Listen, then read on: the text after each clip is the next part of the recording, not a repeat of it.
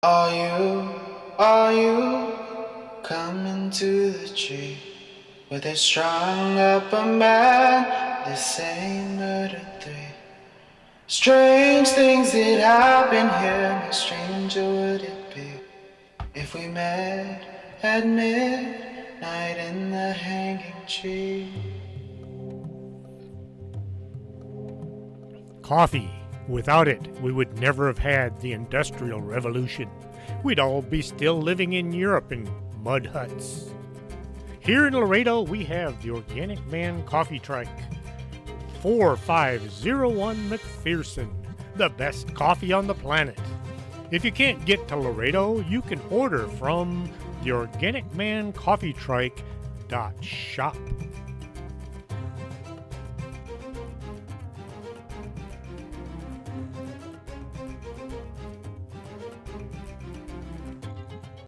Welcome to the show. I'm your host, Chris James. Well, it would appear that Canada has passed Australia in downloads for the week. They're well in the lead right now. Spain is ahead of Portugal, France, Norway, Sweden, Finland, and Germany combined. Just in case you're wondering. The weird thing about having an actual video of a show is most folks that use YouTube have a very short attention span. They lose interest after just a few minutes and they go watch someone unboxing their toys or their new jewelry or something. I am glad my followers are willing to stick it out the entire hour, sometimes more, as I talk about strange things. I was listening to Mysterious Radio over the weekend. K-Town, the host, was interviewing Mark Muncy about strange things in Florida. When he was talking about Casillo de San Marcos, it got me to thinking about when I had visited the fort.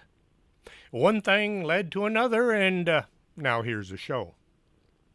I visited San Augustine years ago. I want to go back and visit all the cool old places, and hopefully someday we will. Where's my cough button? The trouble is, it's a 1,200-mile drive, but there are some campgrounds along the way. First, I got to get my truck out of the shop. It was missing really bad, and they can't find parts. Strange things are going on around us. Too many folks are fascinated by seeing a giant mouse in overalls and all of the stuff that goes along with him. I mean, it's cool to look at the different sites that they have, but you got to keep in mind there's very little history involved there. We did go to Disney World for our honeymoon many years ago. That was cool. We could just relax and walk around and look at all the things that they had. Today, it's more of a tourist trap than an amusement park. It's almost as if, no, it is as if their sole function in life is to make a dollar and not so much entertain people. Now, that's not a good thing. Florida is hot and humid. I checked the weather and it said the forecast was in the high 80s. Okay, that's not so hot. Here in Laredo, it's over 100 degrees every day.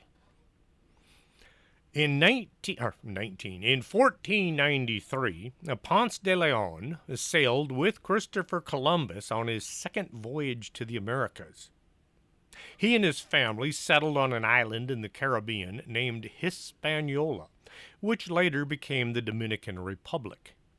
He became a military commander at this post and was appointed deputy governor. In 1505, he helped to crush the Taino rebellion on Hispaniola, and as a reward was granted a provincial governorship and hundreds of acres of land. And then, of course, he turned around and he used the Taino Indians as slave labor to work his land. How come nobody complains and causes a stink over the Spanish having slaves? They took down all the Confederate battle flags, so why not the flag of Spain? Hey, those people had slaves. How come nobody talks about that? In 1506, Ponce discovered a nearby island named Borinquin, where he found large deposits of gold. He returned to the island in 1508 on orders from the King of Spain to explore and colonize this place, and mostly get that gold. He renamed the island Puerto Rico and became the island's governor for 2 years until the king replaced him with Columbus's son, Diego. Makes you wonder what Ponce was doing or not doing, and what did Diego do to become the governor? Hurt by the king's actions, Ponce de Leon sailed north through the Bahamas, heading towards Florida. He was in search of new lands and mostly treasure. As at some point in his time in the Caribbean, Ponce had heard about a magical source of water. Indians had told him about a fountain that would cause a person to either become younger or to stay young for years, maybe forever. This could have been more valuable than gold. There's a theory going around that says the Indians got smart really fast. As these Europeans were running around making life hard for the locals, they would come up with all kinds of stories to get them to go away, to move on. Just over that set of mountains is a city made entirely of gold. Or somewhere in that huge land mass is a fountain that'll make you young. This could have been just talk to get rid of the foreigners, or maybe there's something to all those stories. Ponce de Leon explored many areas, including the Bahamas and Bimini, for both gold and the mythical fountain. In early April 1513, his ships landed on Florida's east coast near present-day San Augustine. He claimed the area for Spain and named it La Florida, or Place of Flowers. Afterwards, he continued his exploration of the coast, making his way down through the Florida Keys and up the west coast, where he had lots of encounters and fights with the local Indians. Once his supplies ran out and maybe a lot of his men were dead, Ponce turned his ships around and sailed back to Hispaniola. He is credited with discovering the Gulf Stream, which made sailing much easier. Ponce went back to Spain, and he told about his search for this fountain of youth. The king must have believed him, because Ponce was made Captain General, some kind of weird rank there, and was sent back to the New World to find this fountain. In September 1514, Ponce landed in Florida. He searched for the magic fountain or gold, but he said he wasn't able to find either one. I'm curious how you'd know you found the fountain of youth. Did Ponce stop at every source of water and drink a whole lot to see if he got any younger? Did he have some old soldier with him that was the designated drinker, who was sent down to drink out of every fountain they found to see if he got any younger? Who knows? There's no way of telling. They didn't say. Maybe they asked any teenagers they found, "How old are you, really?" I wonder. Anyway, his last expedition was searching for the island of Bimini in 1521. Explorers had found the island, but maps were not that good, and the location was lost. His force of 200 men landed on the west coast of Florida, where he was met by some Indians who had already had enough of him and his ilk. During the battle, a lot of Spaniards were killed, and Ponce was severely injured. He sailed back to Havana, where he soon died from his injuries. The legend of the Fountain of Youth persists even today. Supposedly, Ponce was able to find the fountain, and while in the area, He buried all that gold he had found while searching. There's either one huge chest filled with gold or many small chests filled with gold, silver, jewelry, and pearls. Lots of folks today are running around the entire area with metal detectors trying to find the treasure. The fountain is in San Augustine, and a lot of folks visit there hoping to regain at least some of their youth.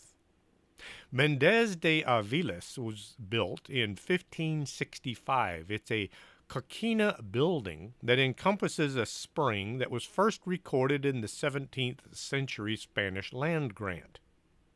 With signed guest books stretching back to 1868, the Fountain of Youth is the oldest attraction in Florida. The spring issues forth directly from the Florida aquifer, which lies below ground under much of North Florida. The water contains over 30 minerals, and many believe this is healthy. Mineral water. Just look at mineral wells here in Texas. Maybe that's why so many folks retire to Florida. They're hoping the water there will rejuvenate them. It took about 50 years for anybody to establish a European... That's my phone. Yes, I like Doctor Who. Yes, that's a Dalek saying exterminate. It took about 50 years for anyone to establish a European colony in the New World. A Spanish captain, Pedro Mendez de Aviles, the guy that building is named after, arrived in September 8th, 1565. He sailed through the San Augustine Inlet into Matanzas Bay. It wasn't named that yet. He, along with 1,500 soldiers and colonists, disembarked near the Tumusuyan Indian town of Seloy. He also brought the first slaves to what would become the United States. See, more Spaniards with slaves. Bring down that Spanish flag. Most of those people that complained about the Confederate battle flag, well, they just needed something to complain about, and somebody, some elite somewhere, gave them a target. Here, you need to complain about that. You need to be upset about this. They hadn't been upset about it forever until somebody told them they should be upset. I'm getting off the point, aren't I? Okay, back to the Spaniards and their slaves. Taking possession of the territory along the river, he founded a settlement, naming it San Augustine because he first sighted Florida on August 28th, which is San Augustine's Day. It's a Catholic holiday. Menendez's goal was to dig a quick fortification to protect his people and his supplies as they were unloaded from the ships, and then they were going to survey the area to see where a good place for a fort would be. The fort was not where you lived. A fort was simply a walled-in area that if the natives were to attack, everybody would run inside this place and fight from inside. Usually it had some minor provisions and a water source, but it wasn't the kind of place you wanted to spend a whole lot of time. Of course, back then, the Indians would attack, they'd shoot a few arrows, and then they'd leave once they discovered that their adversaries were unreachable. A Frenchman, Jean Ribault, had also sailed to America to resupply the French post of Fort Caroline.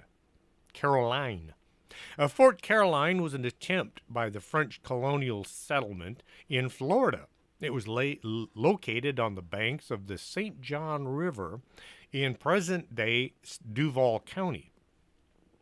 It was established under the leadership of René Guillaume de Laudonnière on June 22, 1564, following King Charles IX enlisting of Jean Ribault and his Huguenots to stake a claim in French Florida before Spain found out they were there. Learning of Mendez's arrival in Florida, Ribault and his men sailed on September 10th, going to wipe out the Spanish at San Augustine.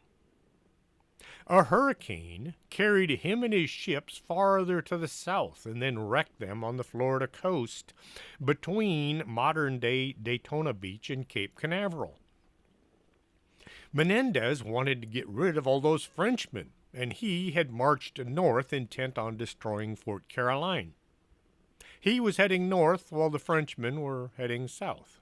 They passed each other, but one was on land and the other was in the sea. Once they got there, they were able to capture the French settlement, killing most of the men that had been left behind because all the soldiers were down south in that huge shipwreck. Oops. Some of the inhabitants were able to escape to their ships and return to France. Menendez did spare all the women and children, but he had them shipped off to Havana for who knows what purposes, maybe to work as slaves. Again.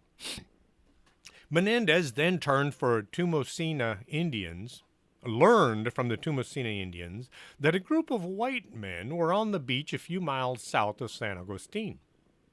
He marched with 70 soldiers down to an inlet where he found 127 shipwrecked Frenchmen who were all trying to get back to Fort Caroline. With the captured Frenchmen was a translator. Menendez described how Fort Caroline had been captured, and he told the Frenchmen they should surrender. He may have promised to spare their lives. That's the story. Give up, nothing bad will happen. Well, the Frenchmen all surrendered, and then Menendez told them that now they had to become Catholics, or else. The Frenchmen refused because they were Huguenots, a very stubborn group of people, and so 111 Frenchmen were killed. 16 men were spared, a few who said that they were Catholic already, some who had been impressed sailors, and 4 artisans that were needed in San Augustine to help build the city. Being impressed had nothing to do with fascination. To be impressed meant you'd been kidnapped and forced to work on board a ship, like being a slave. Oh, look, the French had slaves as well. Better take down that flag as well. You've heard of 6 flags over Texas? Well, now we're down to, I think, 3. Not really. 2 weeks later, more French survivors appeared in the inlet, including Jean Ribault himself. October 12th, Ribault and his men surrendered, and they met their fate as well. 134 men were killed. From that time on, the inlet was called Matanzas, meaning slaughter or mass killing in Spanish. Just south of San Augustine is Fort Matanzas, and it's a historical site where they mention all those dead Frenchmen. A lot of Frenchmen died in this area, and their bodies were dumped into a mass grave. And, well, it looks like San Augustine was off to a bad start. San Augustine became the capital of Florida and the Spanish military headquarters of all of North America. Its governor manned forts and policed the coast from Virginia to Florida for the next 4 decades, repulsing efforts of other nations to establish colonies in the territory. Spain wanted a new world where they could plunder gold from the locals. France and England wanted to establish colonies to the north of Spain territory so they could raid the ships heading back to Spain so they could steal the gold from the locals. If you listened to my show a couple of weeks or maybe months ago when I talked about the lost colony of Roanoke, that's why that colony was set up in the first place. One of the most formidable attacks on San Augustine was made 1586 by British Admiral Sir Francis Drake, who sacked and burned the town. The Spanish colonists fled into the forest, where they hid out until the British had left, and then they went back and started rebuilding their homes. The town became safer after it became the headquarters of the missionary activities among the local Indians. and through its 40 or more mission towns. They controlled the natives and they defended the frontier against the French and English. It was still an attractive target for aggressors. 1668, English privateer Robert Sorel attacked and plundered San Augustine. In the aftermath of his raid and the founding of the Charleston, South Carolina by the English, the Spaniards began construction of a stone fort that they called Casillo de San Marcos in 1672. And that's the fort. The walls were made of coquina, a kind of stone that had been found near the coast of Anastasia Island. The limestone forms over thousands of years from the shells of tiny coquina clam that are cemented together through time and nature into solid but soft blocks. Slowly, the walls rose, and in August 1695, the Castillo de San Marcos, including curtain walls, bastions, living quarters, a moat, raveline, and a seawall, were completed. Though San Augustine was now very well protected, it wouldn't stop the attacks. From South Carolina in 1702 and again in 1728, the English descended to burn, plunder, and seize thousands of Indians for slaves. Now England has slaves. Uh-oh. The Englishmen as slave owners. It's getting interesting. Take down another flag. Well, I know it's not going to happen. Although Castillo de San Marcos withstood artillery attack, the hospital, monasteries, and valuable Franciscan library were all destroyed. For some odd reason, people have this thing about destroying libraries whenever they attack someone. The walls of the fort had a bizarre ability that nobody had expected. When cannonballs were lobbed at the fort, they would simply sink into the soft stone. This was well before exploding balls had been invented, sometime around 1855. Once a ship had pummeled the fort with all of its cannon, the Spaniards would slip outside and pry the balls loose from the stone walls, and then they'd fire them back at the ships. This was the equivalent of being resupplied by your enemy. An English fleet from the colonial Carolina attacked Castillo de San Marcos in 1702, when the Spanish still held Florida. The British ships laid siege to the fort for 2 months, firing all their weapons at it. By the end of the 2 months, there was no damage visible to the fort. The fleet fled back to the Carolinas. They had no idea that their ships were being pelted with their own cannonball. Great Britain temporarily gained control of Florida in 1763 as a result of the Anglo-Spanish War, when the British captured Havana, the principal fort of Spain's New World colonies. A peace treaty was signed in February 1763, and the British pulled out of Cuba in July that year, trading Cuba for all of Florida. The Spanish population of Florida then moved to Cuba. Britain occupied Florida territory, but it didn't develop it any further. They just held it. A sparsely populated British Florida stayed loyal to the Crown during the American Revolutionary War, and by the terms of the Treaty of Paris, which ended the war, the territory was turned back over to Spain in 1783. 1784, Colonel Garcia Marti and his young wife Dolores arrived in San Augustine to start their new life. This was back when marriages were arranged by folks that had an agenda that didn't necessarily involve anybody's happiness. Usually it had to do with somebody wanting something from the other family. They needed their money, their wealth, their power, or something along those lines.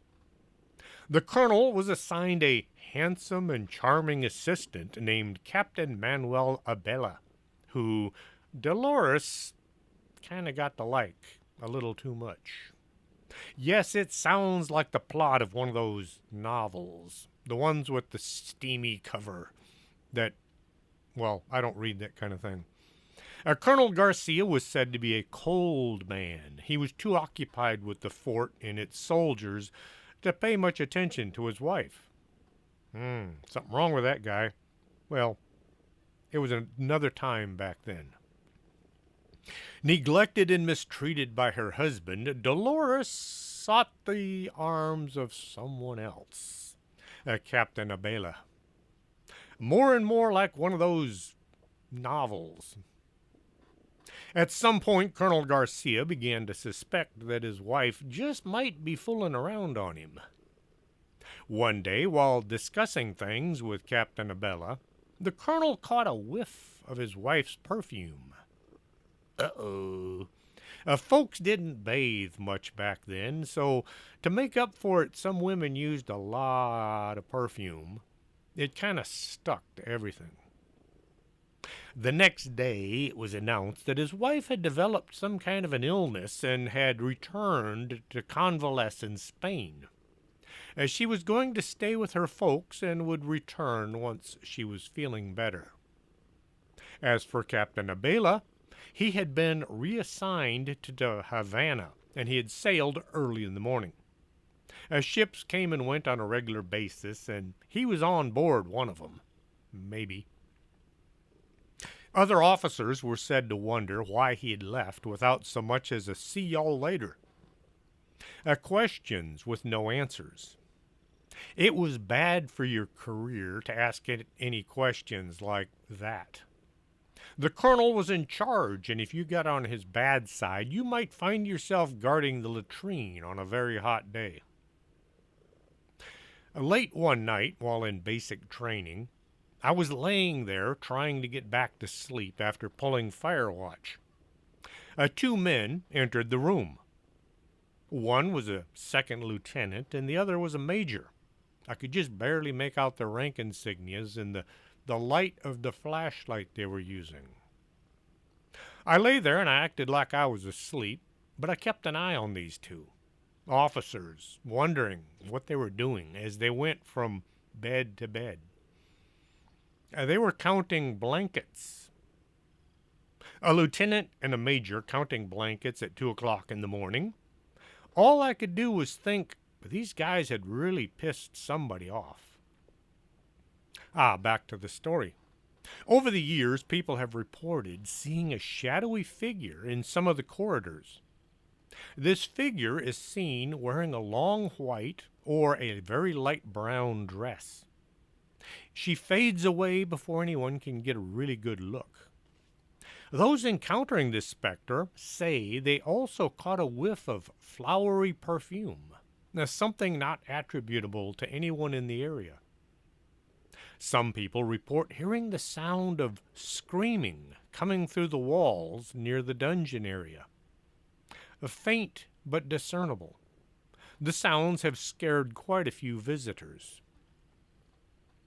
When an architect was examining the fort, he was walking around thumping on the walls in an effort to understand the construction. One wall down in the dungeon caught his attention. It sounded hollow. An examination of the wall showed what looked like a door had once been there. After much haggling and requesting, the architect was given permission to open up the wall. Inside, he found 2 skeletons chained to the wall. It took some time, but the bones were from the 1700s, and one was female. It would appear the colonel had his wife and the captain walled up alive. During my visit, and last visit, the tour guide took us down into the dungeon where the prisoners were kept. I remember being shown the opening where the 2 skeletons were found. The story of the ghosts seen around the fort and the smell of perfume was mentioned. These weren't the only bodies found in the fort. For some odd reason, try as I did, I never managed to see or smell or hear anything. After a brief diplomatic border dispute with the United States, the countries set a territorial border and allowed Americans free navigation of the Mississippi River by the terms of the Pinckney Treaty of 1795. In other words, ships from the United States could sail around Florida, passing between Florida and Havana, both Spanish territories, without worrying about getting shot at. So they could navigate the Mississippi River and get to the rest of the United States. Florida was sold to the United States in 1821 for $5 million. Casillo de San Marcos is what's known as a star fort. It has parapets sticking out from the four corners, making breaching the walls nearly impossible. At each corner is a small tower with windows looking out. Guard towers mostly for watching, but not much good for fighting from. The top of the wall is crenulated. That's that design where there are openings every so often so you can shoot out while still standing behind stone. The walkway behind the walls are 7 feet below the top. Guards would be stationed all along the walls to keep an eye on the approaches. The guards would march along the walkway in formation. Men would leave the formation and take up position wherever needed. 2 guards were positioned on the approach to the tower, and 1 man would be up inside watching for any approaching enemy. The records say one night the guards were placed all along the walls, and guards were in each of the 4 towers. The next morning, the guard in the northeast tower was missing. He was there at nightfall, but gone the next day. In order to leave, he would have to have passed the 2 men on the wall. No one saw him leaving the tower, and the windows were way too small to get through. Had he managed to squeeze through one of the windows, he would have had a 30-foot drop to the ground, and he would still have been inside the fort, because this was the upper wall, inside the lower wall. He would also have probably developed a few broken bones. There were also guards stationed all along the lower wall. We were led out to the main wall overlooking the bay. The tour guide told us about how the soldier had vanished in the middle of the night. A search turned up nothing, and no one ever saw him or figured out what had happened. The records show him going missing, followed by a search, followed by a whole lot of questions, and then the subject was kind of dropped as if it never happened. Osceola was a Native American leader and member of the Seminole tribe. He was named Billy Powell at birth in Alabama. His mother was a Muskogee Indian, and his grandfather was a Scotsman named James McQueen. He was raised by his mother in the Creek traditions. Have you ever heard the saying, "as long as the creek don't rise"? That has nothing to do with water. It has to do with the Indians. You were fine as long as the locals didn't decide to come and kill you. Well, Osceola's mother eventually moved him to Florida. President Andrew Jackson initiated the Indian Removal Act of 1830. No red man east of the Mississippi. This was done to steal land from the locals where gold had been found. Osceola became a very cunning chief. He managed to avoid capture by the military during most of the Second Seminole War. In 1837, he was tricked into custody with a false truce, and he was taken to the Casillo de San Marcos, along with 200 of his men. Anytime the government says they have our best interests in mind, just remember all those treaties with the Indians. The chief had been in poor health before his capture, and he was suffering from chronic malaria, tonsillitis, and abscesses. Once incarcerated, a prominent physician named Dr. Whedon was called to treat the Indian chief. The two became close friends. Not long after, Osceola and several other Seminoles were transferred to Fort Moultrie in South Carolina, where he became somewhat of a celebrity. Townspeople, townspeople, that's a cross between a pickle and a person. Oops. Anyway, townspeople would flock to the prison to see this mystical man, and local painters, those are artists, would come by and paint his portrait. Lots of people wanted to see Osceola. While in South Carolina, 3 months after his capture, the Native American leader died of quinsy, an acute inflammation of the tonsils and the surrounding tissue, which also leads to the formation of abscesses. The back of his throat was rotting. Osceola was soon found dead in his cell. The friendship took a sinister turn when the doctor decided to honor his friend by severing his head and keeping it as a memento. Before the funeral, while the doctor was alone preparing the body, he cut off the chief's head, and then he wrapped the end in a scarf. Nobody will notice that there's no head under there. Why nobody did notice is beyond me. Maybe just nobody looked. It didn't stop there, though. The doctor also took all of the valuables that the chief was supposed to be buried with. That's a real good friend there, huh? To preserve the head, the doctor placed it in a large jar filled with alcohol before taking it back to San Augustine, where he put it on display in his drugstore. At the time, Native American body parts, especially heads, were considered valuable trophies. People went to great length to obtain them, even if it meant desecrating a human being. Geronimo is also missing his head.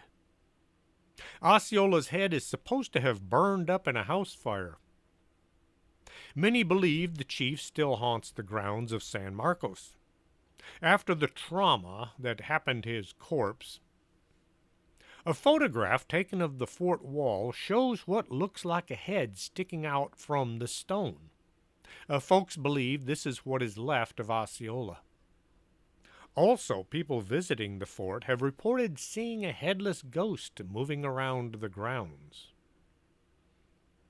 500 Apache prisoners who were followers of Geronimo, including women and children, were shipped to San Augustine and held at the fort.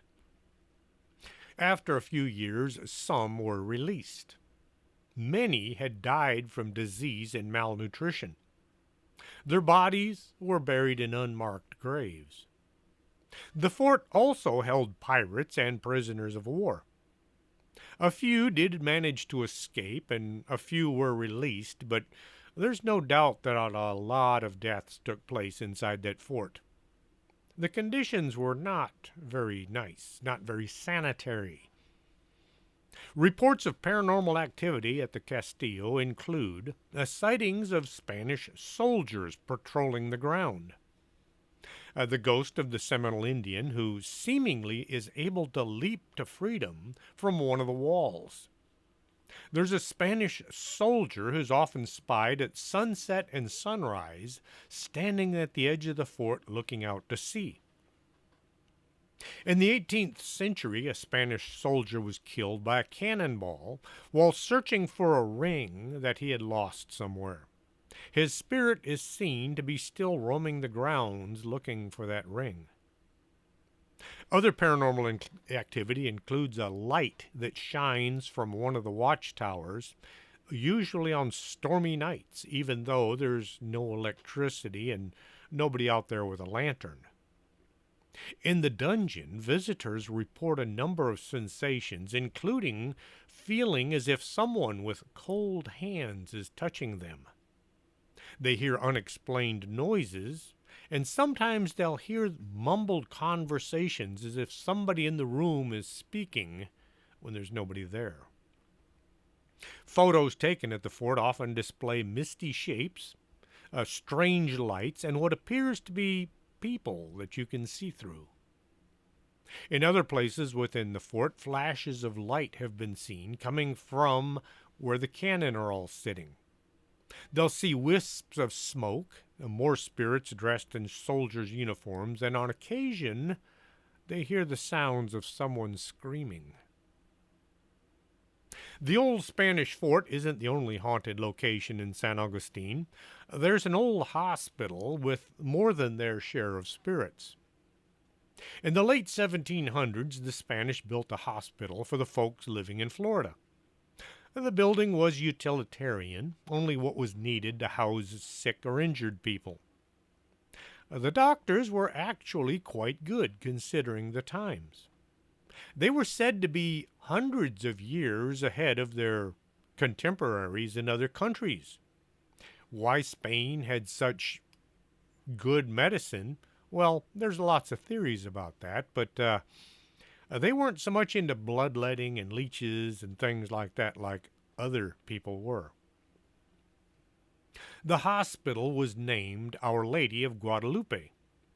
It is located in the Spanish Quarter in San Augustine. The building that you'll see today is not the original hospital that stood in the late 17 to 1800s. It's an exact replica built using most of the original materials.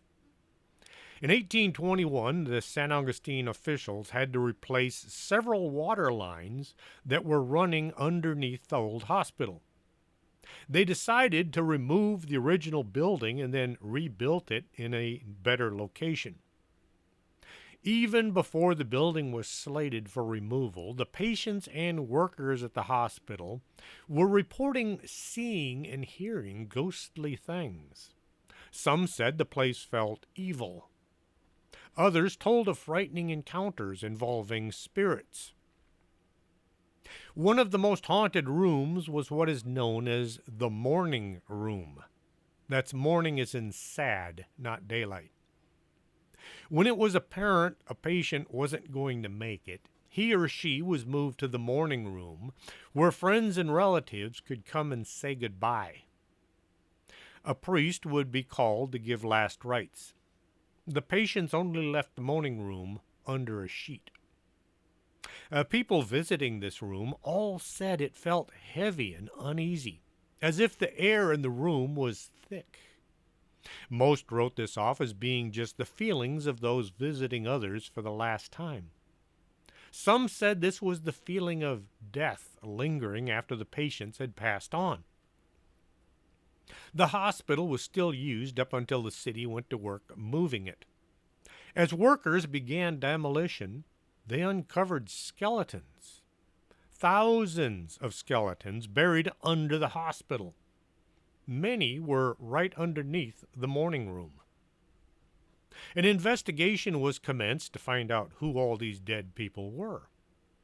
It is believed all those bones were found because the hospital was built on top of a burial ground belonging to the Timucuan people. The Timucuan people are the Indians that were native to the area of San Augustine in the early years. They're supposed to have started occupying the land 1,500 years before Christ. They lived in this area for thousands of years. The hospital really was built on an ancient Indian burial ground, just like that movie. The skeletons were removed or reburied or, well, there's no record of what happened to them. Other ancient Indian burial sites have been found all over that part of Florida. The Timucuan Indians all died out. The last known member of the tribe died in Cuba in the late 1700s. The old hospital was moved and rebuilt. It's no longer in the original location, but it is a lot of the original parts. Despite the fact that the new structure has been built, hauntings from the earliest days of San Augustine still occur. There are several rooms in the new structure. A number of hauntings have been said to occur in the new morning room. These all seem to be what is known as residual hauntings, like a tape recording playing over and over. In many cases, there are sounds of cries and screams, and even conversations that seem to be going on between two people that nobody can locate. Many have claimed that when they visit the room in the haunted hospital, there was a imprint on the bed, as if somebody had been laying there and then just got up and walked away. They don't allow people to lay in the beds in the hospital. The ward of the Spanish Military Hospital in San Augustine, Florida, is another hot spot for paranormal activity. This is where the sick and the dying were kept until they were either moved to the morning room or they recovered and got the heck out of there. Seeing that there were many wars throughout the time in which this haunted hospital operated, it's often a room where many were in severe pain, and there were people who were very sick as well. It's been documented sounds have been heard in this area, objects have been moved, and a misty apparition has been seen. In 1934, a group of people were working in the area near the Fountain of Youth in San Augustine. They were preparing to plant some orange trees.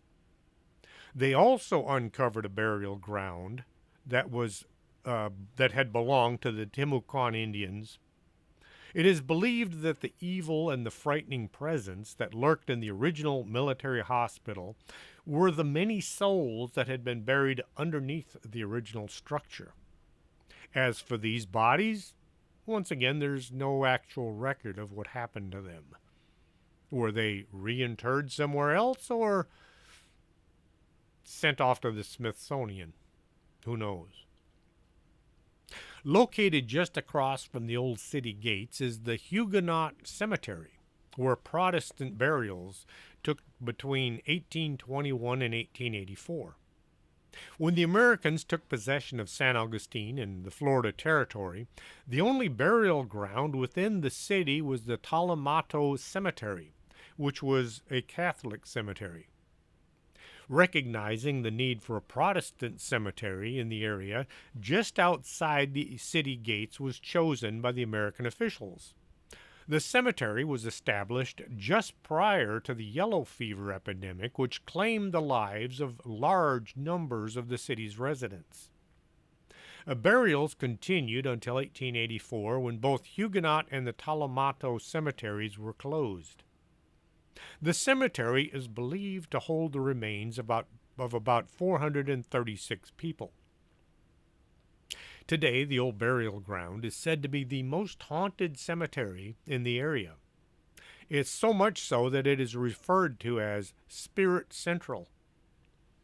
One of the most often seen spirits is that of Judge John Stickney. He came from New York. He fought in the Civil War, and afterwards he moved his 3 children to San Augustine. His wife had already passed away. He first worked as a lawyer and was appointed as state attorney for the 6th Judicial Circuit of Florida. He was a U.S. Commissioner for the Northern District of Florida and a Justice of the Peace. He soon became well known and much liked within the community, and he was often known to offer free legal advice. He contracted yellow fever and died in 1882. He was laid to rest in the Huguenot Cemetery, and his children all moved back north. Some years later, they wished to have their father's remains moved to Washington, D.C. and reinterred.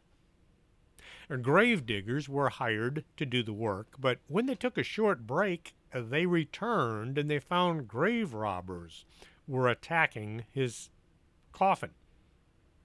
The thieves ran away, but they had already made off with some of the valuables, including the judge's golden teeth. He had fake teeth that were made out of gold. Today, though his remains are gone, the judge is said to haunt the graveyard. He's sometimes seen walking around the grounds both day and night, as if looking for something. Maybe he's looking for his teeth. Other times he's been seen sitting in a tree. Another restless spirit that has been seen in the cemetery is a young girl. She's said to be about 14 years old. She too died of the yellow fever. Her body was dumped at the city gates when nobody claimed the body, as she was buried in the Huguenot cemetery.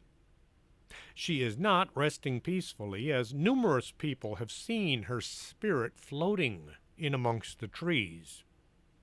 She's described as wearing a flowing white gown, and sometimes she is said to wave at people that see her.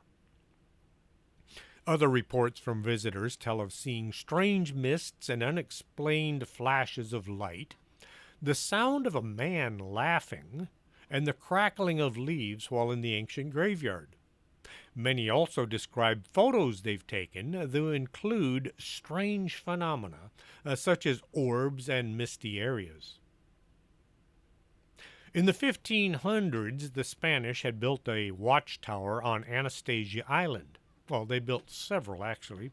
It was a wooden structure built up off the ground so a watchman could keep an eye on the coast. At sea level, you can see about 3 miles out into the water. The higher you get, the farther out to sea you can see. The farther out to sea you can see. If the Spanish ship was seen approaching, a light could be shown, letting the ship know where the harbor entrance was.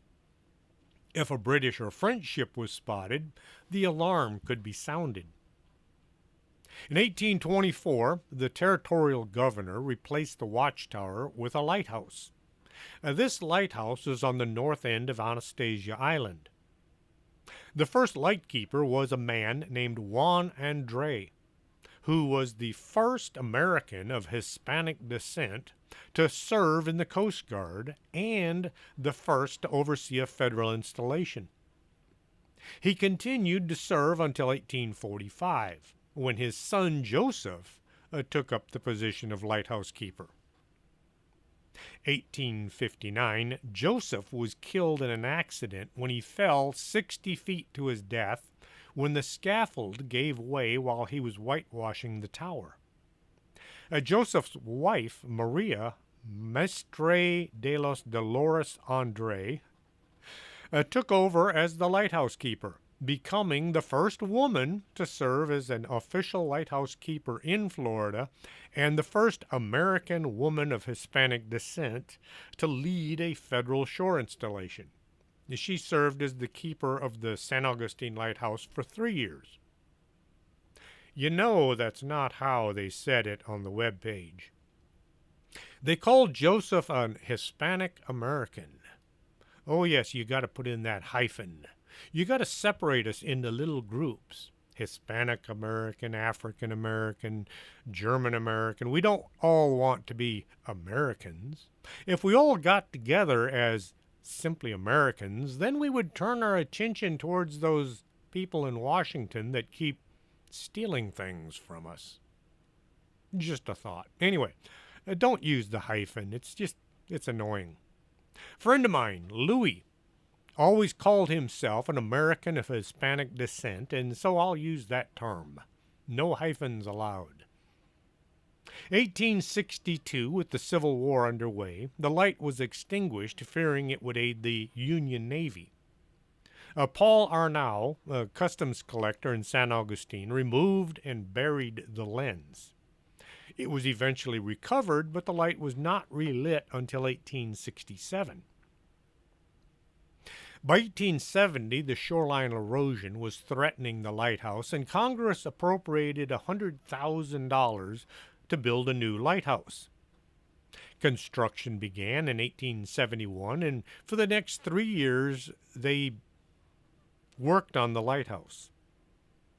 The original Fresnel lens was removed and taken to the new lighthouse. It's one of few, I think there's only 2 in the U.S. that still use the original lens.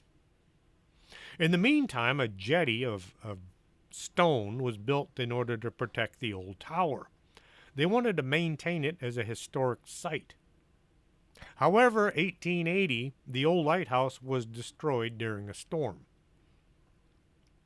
August 31st, 1886, the Charleston earthquake caused the tower to sway back and forth violently.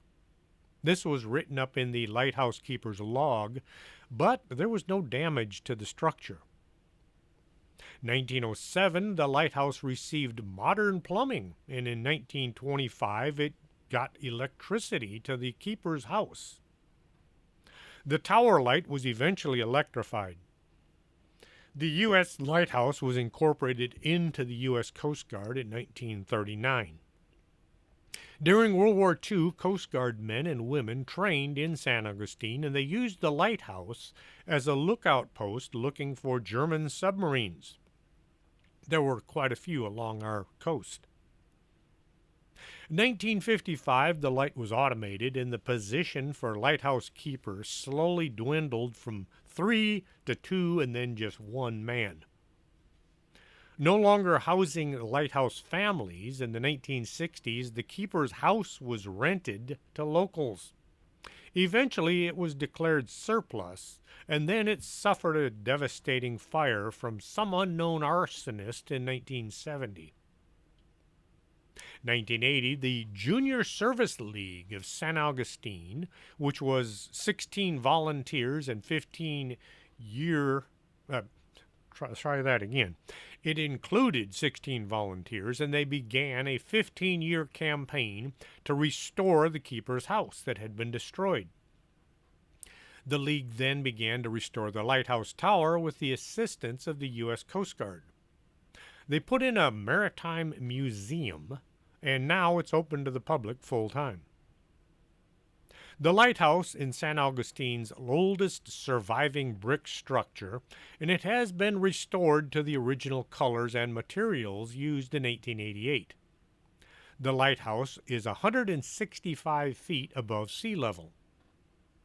At the top, the first-order Fresnel lens still serves as a beacon. Today, it's lit by a 1,000-watt light bulb, and the structure is maintained by the museum and its volunteers. The grounds also consist of an 1876 keeper's house that was built recently. It has 2 summer kitchens, and in 1886, it had 2 kitchens that had been added in 1886. 1936, a garage was built that was a Jeep repair facility during World War II, and in 1941, there were some U.S. Coast Guard barracks. There are numerous reports of spirits who continued to reside on the grounds of the old lighthouse. Some are believed to be the previous lighthouse keepers and their families. During its long history, several tragic events occurred that many feel attribute to the unusually high level of paranormal energy. One of the first was the unfortunate accident of Joseph Arnaud, who is said to continue looking after his beloved lighthouse. They say the man really loved that place, even though the structure he worked at is no longer there. Maybe his spirit was drawn to the new one, since it was close to the replica. Lighthouses, each one has a distinct color pattern. They're painted that way so that sailors can look out and see the lighthouse and say, oh, that's the San Augustine Lighthouse, or that's the Galveston Lighthouse, which is no longer there. But that's why you see them with stripes and squares and spots and all these different paint schemes. It's so they're easy to identify. The new San Augustine Lighthouse was painted to look exactly like the old one so that sailors would know where they were. An apparition has been caught on film during the Ghost Hunters show, and it is believed to have been the lighthouse keeper. He's often seen moving around on the top level of the stairs inside the lighthouse, as well as seen looking out the windows. I watched the episode, and Jason and Rick were looking up from the ground floor when a dark human shape is seen looking down over the rail high above. Rick is afraid of heights, but he managed to drag himself up to the top looking for the shadowy entity. Another accident occurred on the grounds when 3 young girls were playing in a handcart near the ocean. When the cart broke free, they fell into the sea and drowned. Today, there are a number of tales about the girls seen roaming the grounds. Visitors hear the voices of children playing, and they've seen three girls running around, sometimes at the swing set, and sometimes just playing near the water. Though no tragic accident is known to have actually occurred to the former lighthouse keeper, Peter Rasmussen has also been seen hanging around the lighthouse. People have this weird idea that in order for a place to be haunted, something really nasty has to take place there. There have been places where all kinds of nasty things happened, and there's not a spirit to be found.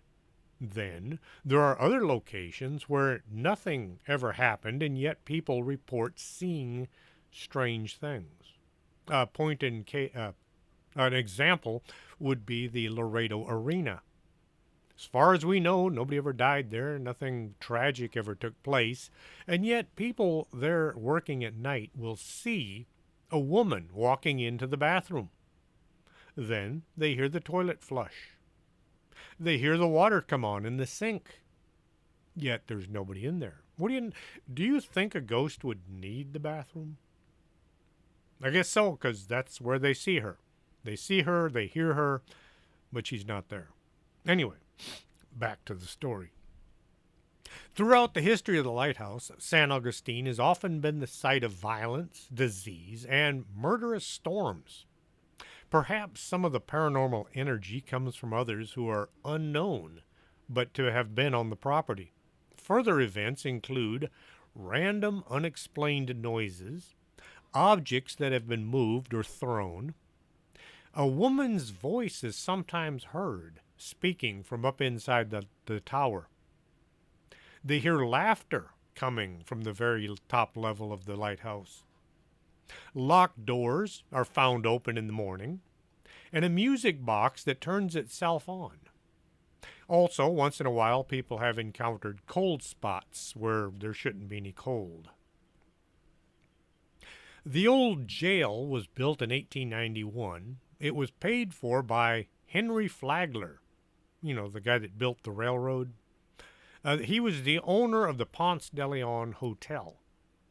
The former jail building stood on the land that Flagler needed for construction of his hotel, and he didn't want prisoners right next door. So he bought a piece of land a good ways away, and he built the jail for the city. Not wanting it to detract from the town, he had it built in a Romanesque revival style that gave it a distinct Victorian home look.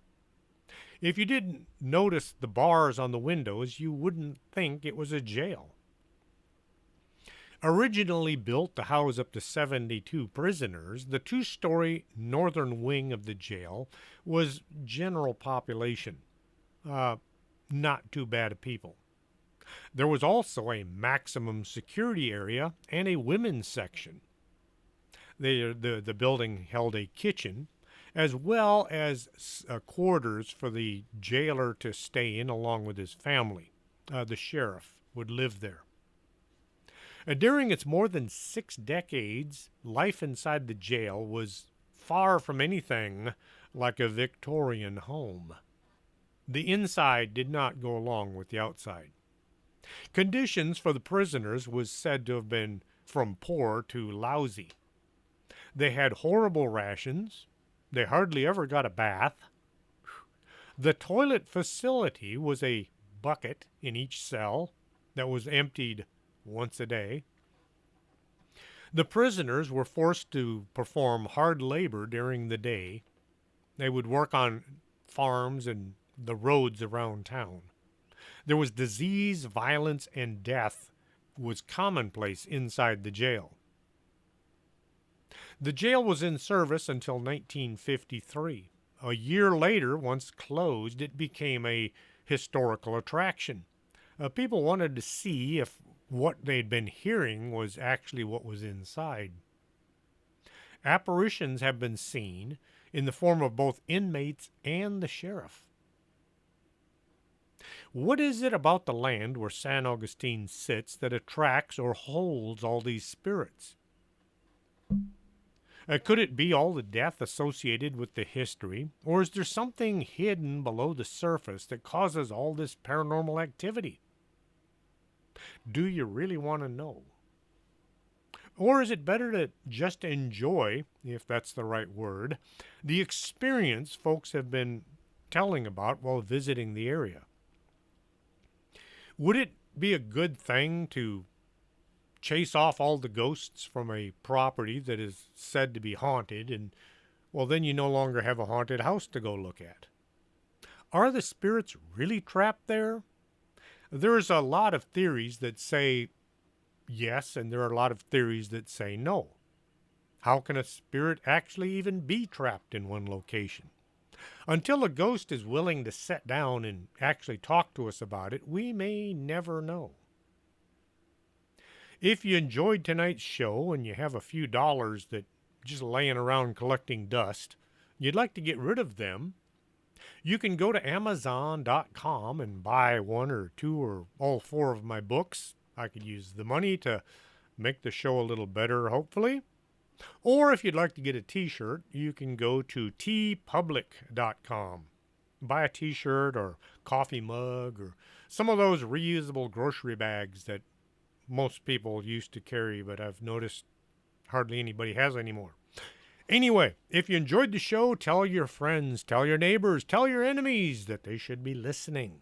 And like Tony Merkel says, share the show. I don't care how you share it, just share it. If you don't know who Tony Merkel is, he runs the Confessionals podcast as well as Hammer Lane Legends and a couple others. Till next Saturday, this is Chris James for Strange Things. Are you coming to the tree where they strung up a man? They say murdered three. Strange things that happen here, no stranger would it be if we met at midnight in the hanging tree.